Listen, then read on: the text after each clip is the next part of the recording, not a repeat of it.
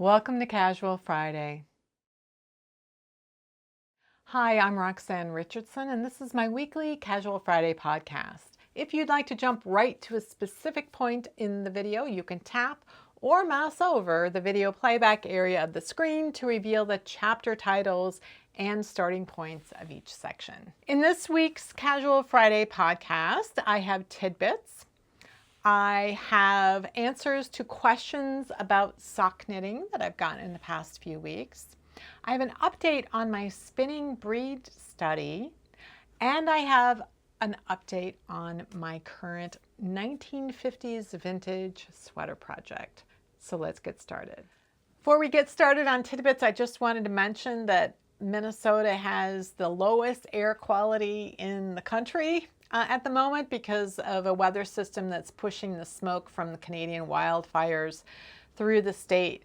So it's kind of affecting my voice a little bit, and hopefully it's going to get better over the next couple of days, but for right now it is not good here. This first tidbit came to me through my Instagram feed, and I thought it was a really interesting example of how wool can be used for things other than making yarn and clothing. It can be used for insulation, for example. It's a type of material that when you remove the flame, it stops burning, so it's really good for things like that. But in this case, a gardener is using it as mulch, and it's apparently really effective for protecting the plants against pests and retaining moisture, I believe, as well. So I will leave a link to that Instagram post below. It's a video that kind of shows what's going on in their garden and how they're using the wool. This next tidbit came to me in my Twitter feed, I believe. Somebody linked to a YouTube video and linked to a very specific spot in that YouTube video. I think the video is 20 minutes long and this particular section is a couple of minutes. And so that's what I'm going to link, but you could start the video at the very beginning. So it's a channel called Chateau Diaries. It's a woman who owns it's 17th or 18th century chateau that she was using as a B&B, and then at the beginning of 2020, of course, the pandemic closed her business down and she had no income. So she was increasing her blogging, I think. She had established a blog before, but she has a gardener who keeps up the gardens, and he had come across some sheep that had gotten loose, and they were lost in the woods. And he has a drone that he uses for different things, and he used his drone to help herd these lost sheep back into the field where they were supposed to be. The sheep were not terrorized by this at all. In fact, they were kind of curious about the drone at one point. But I thought it was really interesting, and I thought you might enjoy seeing that.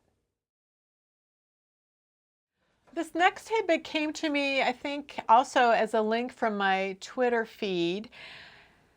It is a link to an academic journal, an abstract of an article that appears in the academic journal. And the problem with these academic journals is there are these expensive paywalls, so you can't read the article unless you have access already through an academic institution, or you're willing to fork over like more money than is really reasonable. So if you have access to the academic journal, you might be able to read the whole article. But the abstract, I thought, was very interesting. I'm just going to read you the abstract and talk a little bit about this. Woven textiles from Catalhoyuk in southern Anatolia, which is Turkey, are among the earliest known examples of weaving in the Near East and Europe. Studies of material excavated in the 1960s identified the fibers as flax. New scanning electron microscope analysis, however, shows these fibers and others from more recent excavations at the site to be made from locally sourced oak blast. So these are fibers from oak trees. And I believe the way that you access those is they would take the bark off and they would be able to access the fibers. And from what I've read before about different types of fibers from trees, they would have to harvest this at certain times of the year. But that's really fascinating to me that it's oak, it's not flax. This result is consistent with the near absence of flax seeds at Catalhoyuk, I know I'm pronouncing that wrong, and suggests that there was no need for the importation of fibers from elsewhere. It also questions the date at which domesticated flax was first used for fibers. These findings shed new light on early textile production in the Neolithic, suggesting tree bast played a more significant role than previously recognized. So some of the things I read in the past, I don't know, year or two about early string creation has suggested that it was usually tree fibers that were being used to create these fibers. Now, so these weren't necessarily fibers that were being woven into clothing or rugs or anything. They might have been just made to create twine that would be used to wrap around, say, a ceramic pitcher or something like that, or maybe used to tie two parts of a tool together, something like that. So I think that's really interesting. So if you don't know much about fibers, flax is the plant that you use in order to create linen. So linen is the name of the cloth that is created from flax. It has a long history in human textiles, and it's interesting to me that they're just finding more and more other fibers may have been used first. And I would be interested to know what these oak bast fibers were used for and the kinds of textiles. So if I can find more information, I'll share that with you. And if any of you have access to that article and could maybe share some of the information in it, I'm not suggesting that you send me the copy of it, but just what you learned from it in case you do have access to that. This next tidbit also came to me from my Twitter feed, but it originates from Instagram. So there is a swimmer from the UK named Tom Daly who won a gold medal the other day, and he's a knitter and a crocheter. So he has an Instagram account where he posts his knitting and crocheting projects. He's not talking about swimming typically on that Instagram feed, but in this case, he sort of combined the two. He had just won a gold medal the day before, and so he knitted himself a little pouch to put his medal in so it wouldn't get scratched up. And on one side there's some stranded color work, I believe, of the British Union Jack flag, and then on the other side there is the Japanese flag, because that's where the Olympics are this year. So I'll link to that Instagram video. It's pretty sweet, and then you can see all of the different kinds of things that he has been doing with knitting and crocheting as well. This last tidbit came to me in my Ravelry group. It was a post that one of the viewers shared. She provided a couple of different links to a story she had seen on PBS, which if you're not in the US, it's public broadcasting television. And it was a story about a woman in California who lives in a retirement village, and she came up with something very similar to knitted knockers, which is like a knitted breast that women who've had mastectomies can put into their bras. And so they're very light in weight, they're very soft, they're machine washable. And so she was a lifetime textile artist. I think she was a designer of textiles. And she came up with her own version, and it looks very similar to the knitted knockers. She calls hers busters. But she has some friends in her retirement village who knit these up, and they distribute them to different people who want them. So if you're interested in seeing that show and knowing more about her knitted busters, I'll leave that link down below. Last week I was sharing with you this sock that I had knit using a colorway from Gauge Dye Works called the Solar System Round Trip.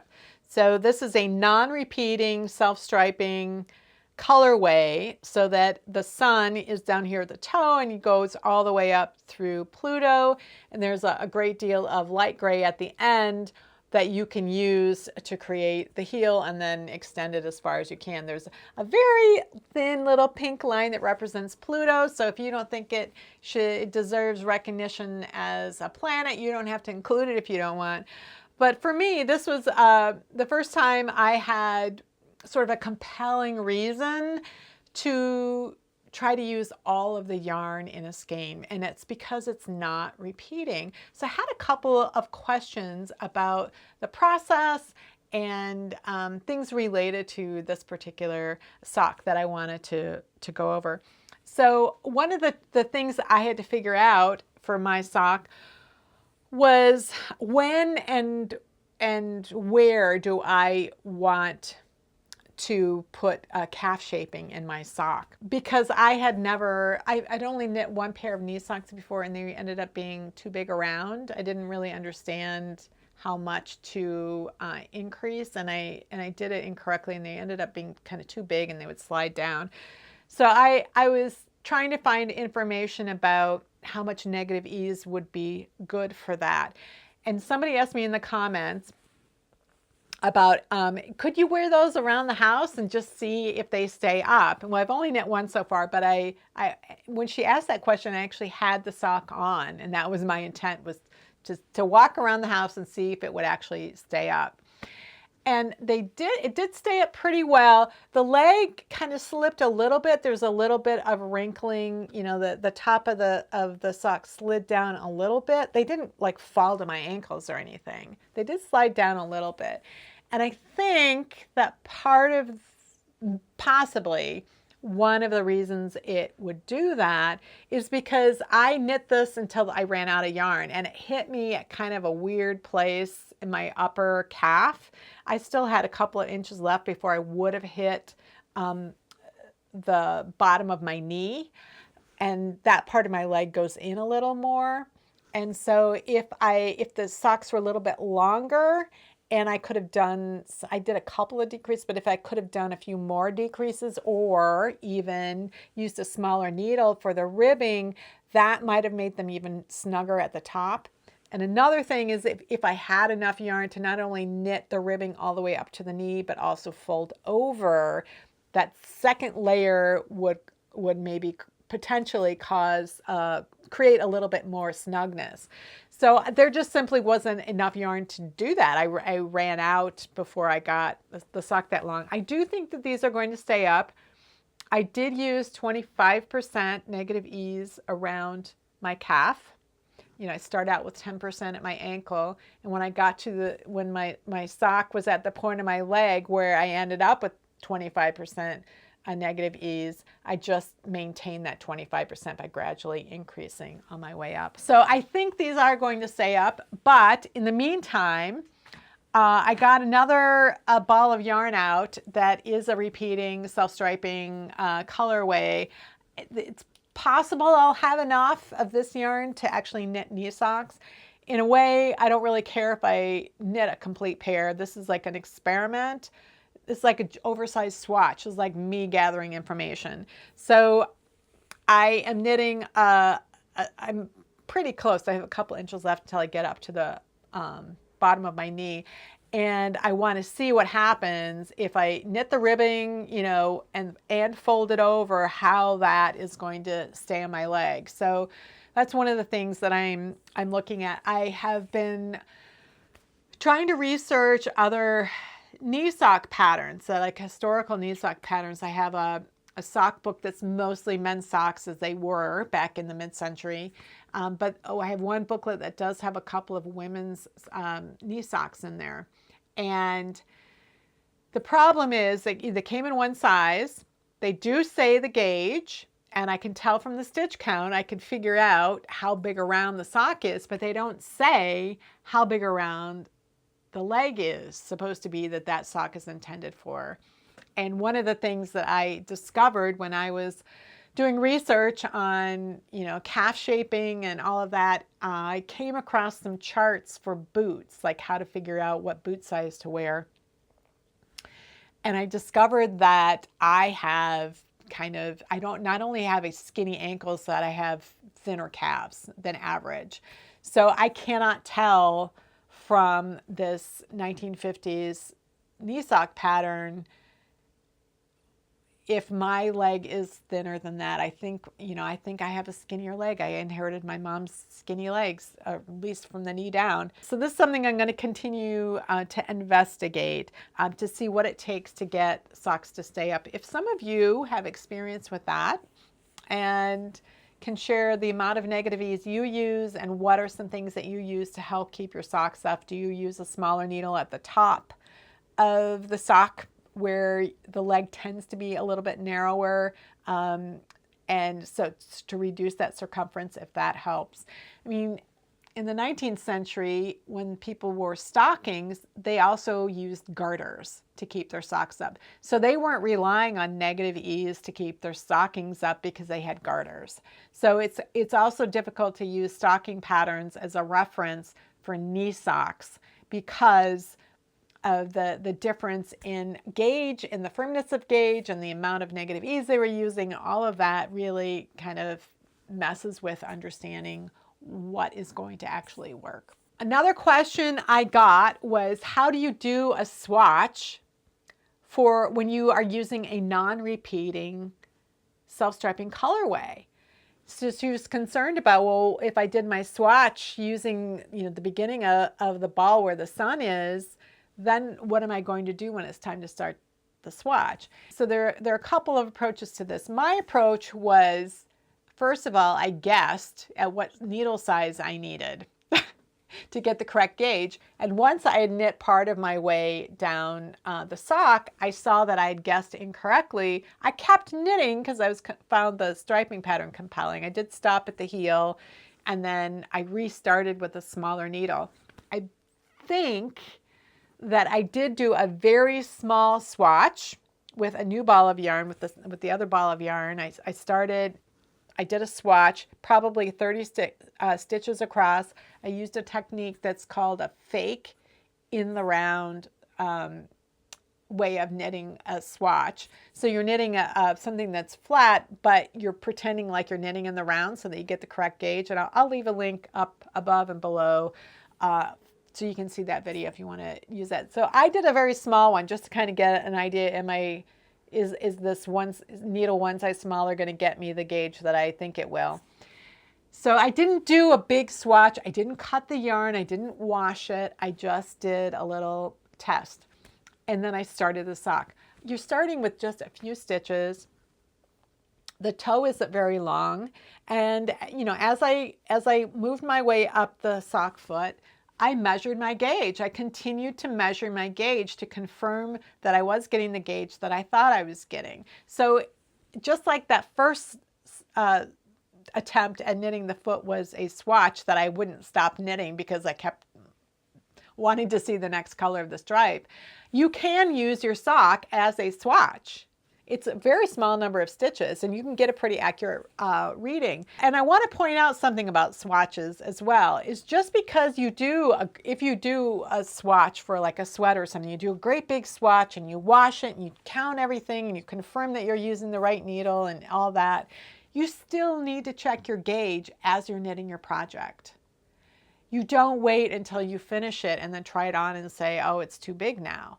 You measure your gauge, and there are times when you get to a particular point in the project where things are you're connecting sleeves or you're separating sleeves or you're doing this or you're doing that. You can stop where you are and you can wash and block what you have to make sure that it's not going to grow, that it's not too big. So you can stop at key points of a project, wash it, and see that it still is the size that you think it's going to be. And if it's not, then you can make a correction. So you don't stop measuring gauge just because you've finished a swatch. So the important thing is you don't have to cut the yarn when you do the swatch. You can reuse the yarn, and you should continue measuring gauge as you work your project. So one more thing that I wanted to mention was that because I am knitting I'm doing some sock investigations now and people are asking questions, I thought it might be interesting to do a live stream in a couple of weeks. I won't be doing it in this next week. I'll do a live stream, a Q&A on socks. So if you are in a time zone, like if you are in Europe and you are 7 hours after where I am, or you're in New Zealand or Australia and you're like, it's middle of the night here when it's daytime here, and the live streams are hard for you to catch, you can leave questions for me now. I'll start compiling questions that people have about sock knitting, and I will answer those in the live stream. I more than likely will also answer some questions that come up during the live stream. But if you don't normally have the opportunity to catch a live stream, you can leave your questions now. And that way, when you are able to watch it later, because it'll get saved, it'll still be on my channel. You can watch it later, and then your question could be answered even if you can't catch the live stream when it happens. I will probably know next week what date I will plan for the SOC Q&A. But so you can start asking your questions now, and I'll just start accumulating them.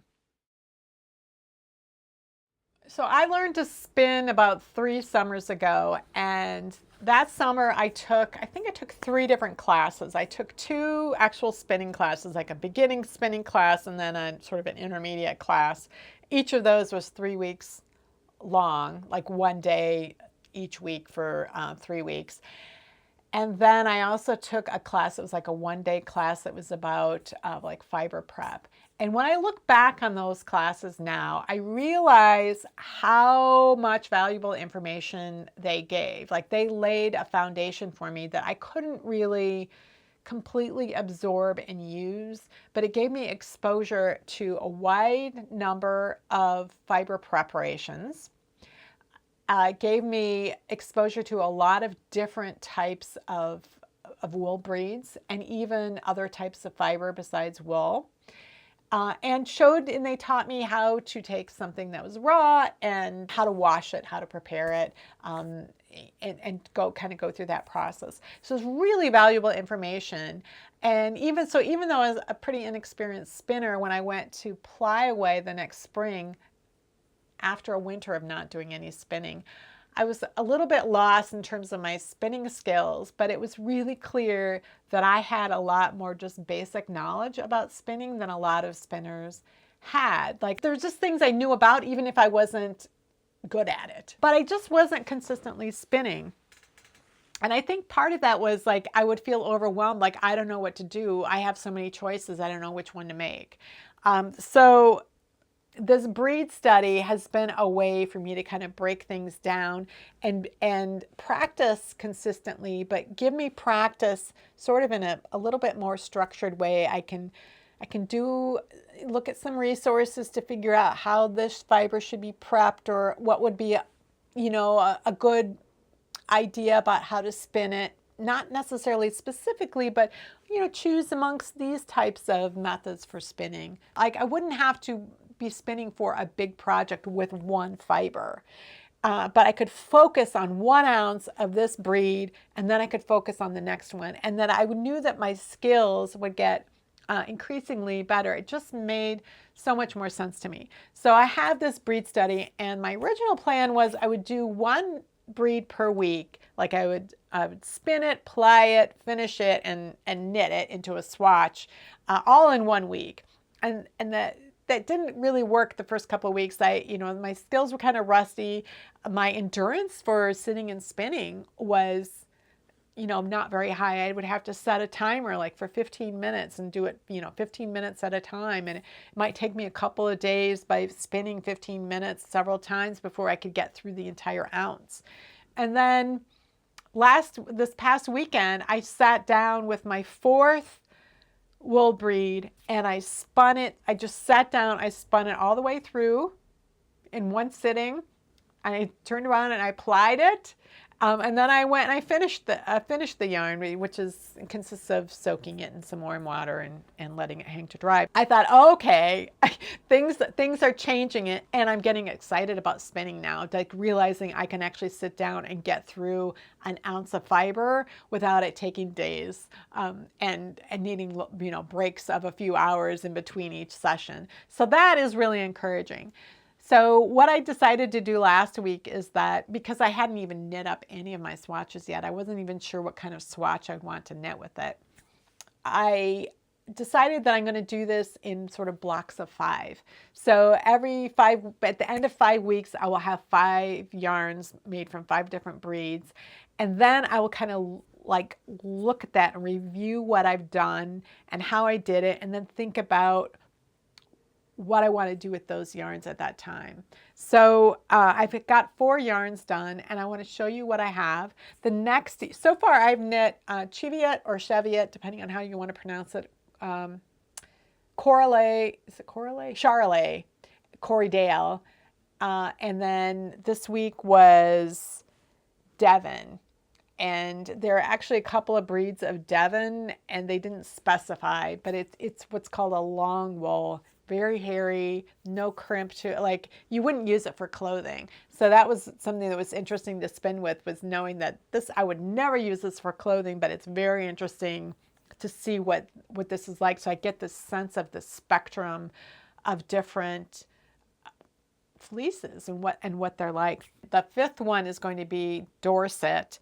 And which is, I believe, a down breed. So I'm going to have to read up on how that is supposed to be spun. I'm not really sure. So once I have all 5 of those, then I will knit them into something. And it might just be a strip of things. I really don't know. Somebody had suggested to me that I knit 2 swatches and then see how they felt. So that might be something I do, is knit up 2 identical like strips and then try felting and see what each of the breeds do and then compare that with the original. I don't know. I've got a few ideas. There was somebody posted in Ravelry, she had done a breed study a number of years ago, and I think she did rare breeds, and she knit a swatch. It was the same kind. She spun it every breed the same. Her same spinning technique, and knit them all into using a certain pattern for a blanket. And so that was the way that she approached it. So there's no one way of doing things. So that's part of the reason I was kind of holding off a little bit, is I wasn't really sure what I wanted to do. So if you have done a breed study, I'd be curious to know what you did with your yarns. If you wove them into something, that's not going to be helpful. But if you knitted them into something, like how you did that, how you approached it, I'd be curious to hear about it. But I'm going to switch to the overhead so that I can show you the 4 yarns that I've spun so far. These are my 4 yarns. This is week 1, 2, 3, and 4. So let's take a little closer look. And you'll see they're all natural, but they're slightly different shades. So this is the first yarn. This is the Cheviot or Cheviot. This is one that I was really disappointed in. It was underplied at the end. There were just a couple of different problems I had with how I plied it. And so I ran it through my wheel again to add some more twist. And so I like the yarn better, but there were still just some problems from the plying situations. So this one is the Charolais, and for this one I took the comb to top that came in the kit and I ran it through my drum carder to kind of disorganize the fibers a little, and I used a drafting method called a long draw. You'll see that there's little tiny bits of colored fiber in there. Apparently there was still some kind of reddish fiber in my drum carder that I had tried to get out. I have slight color blindness, so if there's a very slight amount of something that's a very light red or green, I couldn't tell it from the silver of the drum carder, but it pulled out when I carded it. This is a fluffier, airier preparation and spinning method. And then I used chain plying and it created a 3-ply. And so it's a thicker yarn because there's just more air in it and it's got more plies. So I don't hate this yarn at all. It's kind of interesting, and it's got a lot of spring to it. It's very springy. So this is Corriedale. Now, when I was reading about Corriedale, they said spin your singles finer than you think you want them because it'll puff up. I spun these pretty fine. I used a short forward draft, and then again I did chain plying. So this is a 3-ply yarn, but you can see how different a 3-ply is. This is a woolen prep, a woolen spin, and this is a worsted prep and worsted spin. And of course I had finer singles here, but what a difference. And this is a very shiny wool as well. It's just so silky. This was a real pleasure actually to spin with. It's not perfect. It's not perfectly even. Of anything I've spun, it has qualities that are most like yarn that I like. Like there's some stretch to it. I didn't kill it. It isn't rock hard. I just kind of like the way it looks. This is the one that I spun basically in one sitting, and you can see how much like twine it looks. And it's a looser ply. So for this one, I thought, even though I normally don't like 2-ply, certainly to knit with, this is just such a different quality of fiber. And it's just interesting to me, and I thought this would make it looks like string, and I think that it is used like for gardening twine. Apparently it feels like so strong. It's like incredible, and it's so hairy. Look at how hairy it is. So this long wool, it's very long staple, 9 inches long, and no crimp to it at all. And so that means that it doesn't really have the kind of scales on it, from my understanding, that a lot of wool has. It doesn't stick to itself in the spinning process. So what I did on this one is because it didn't take me very long to spin, and the singles were thicker. I thought I'm going to try the Andean bracelet. So, I'm pretty pleased. I'm pretty pleased with both of these. They're so different. Again, I would never want to spin this into something that I would make into a garment, but it was a fascinating spinning process. So I have been working in the past few weeks on a vintage knitting pattern from the 1950s. It's a raglan jacket. And so this is part of my long-term project to knit a sweater from each decade, from the 1890s to the 1990s, and just see how sweaters have progressed in terms of what they were used for, how they were constructed, how the instructions evolved, how the techniques that were used in them have evolved and been replaced over time. And part of that is to glean new techniques that maybe we don't see in sweater patterns today that are ingenious. In some cases, I've just found some really interesting techniques that we just don't see in constructions today. And so it's been fascinating. And one of the things I'm also looking for is if I can identify sort of turning points, like when did this technique start becoming dominant, and why did that one go out of favor? Oh, I only had one piece left in the project, which was the collar of the sweater, which I knit the other day. If I were to actually wear this, like show you how it's going to be worn, it's going to fold over,